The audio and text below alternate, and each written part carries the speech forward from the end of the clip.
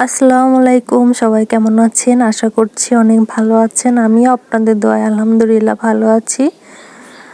আমরা একটা লং জার্নিতে যাচ্ছি ফরিদপুরে।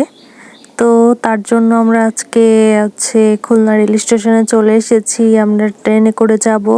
ট্রেনের জার্নিটা অনেক সুন্দর হয়, অনেক মজার হয়। তো এখানে আব্বু আছে, মেজো আপু আছে, রোহান আছে, আম্মু, ভাইয়া, ভাবি, আমি, আপনাদের ভাইয়া, আর আমার বড় আপুর মেয়ে স্নিগ্ধা, ছোটজন। ওরা এই যে দুইজন আপনাদের হাই দিচ্ছে, সবাই ওদের জন্য দোয়া করবেন। আর এই যে আমার আব্বু, সবাই আমার আব্বু আম্মুর জন্য দোয়া করবেন। আল্লাহ তাদের সুস্থতা দান করুক, সবসময় তারা যেন ভালো থাকে, সুস্থ থাকে, সেই দোয়া করি। এদিকে ট্রেন মেবি ছেড়ে দিচ্ছে, তার জন্য সবাই দৌড়াচ্ছে। আজকে আমাদের খুলনা রেল স্টেশনে এসে অনেক বড় একটা ভোগান্তিতে পড়ে যায়। এটার কথা আপনাদের আর কি বলবো, এরকম প্রায় সময় এখানে হয়। তো এটা আমাদের আইন শৃঙ্খলার দেখা উচিত যে এখানে যে খুবই আপনাদের কি বলবো, 2 নম্বরই কাজকাম এখানে চলে। ওই দিন ট্রেনে যাওয়ার সময় এত বড় একটা ভোগান্তিতে পড়বো ভাবি নাই।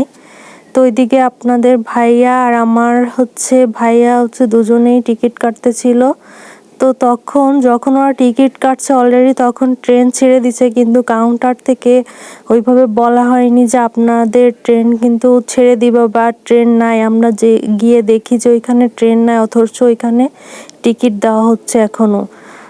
2 মিনিট আগেই ট্রেন ছেড়ে দিচ্ছে, আর ওইখান থেকে আর কি টিকিট কাউন্টার থেকে তখনও টিকিট দিচ্ছে। তো আমরা তখন তাড়াহুড়া করে যাই, কিন্তু ট্রেন কোনোভাবেই ধরতে পারিনি। খুবই একটা খারাপ লাগছিল।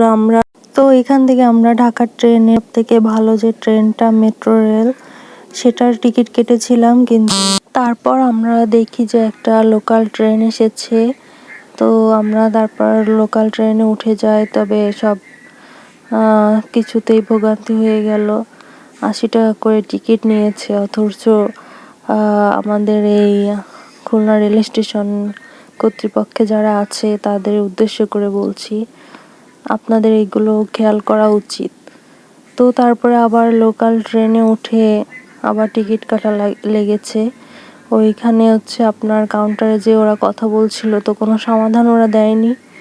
তারপর আমরা যশোরে রেল স্টেশনে নেমে যাই ট্রেন থেকে, তারপরে বাসে উঠে আমরা ফরিদপুরে চলে আসি। তো আজকের ভিডিওটা এই পর্যন্ত। নেক্সট ভিডিওতে আপনাদের সাথে আবার দেখা হবে। সবাই ভালো থাকবেন, সুস্থ থাকবেন, আমার পাশে থাকবেন। আমার ভিডিওটা যদি ভালো লেগে থাকে অবশ্যই লাইক করবেন, কমেন্ট করবেন এবং আমার ইউটিউব চ্যানেলটাকে সাবস্ক্রাইব করে দিবেন। আজকের ভিডিওটা এই পর্যন্তই। আল্লাহ হাফেজ।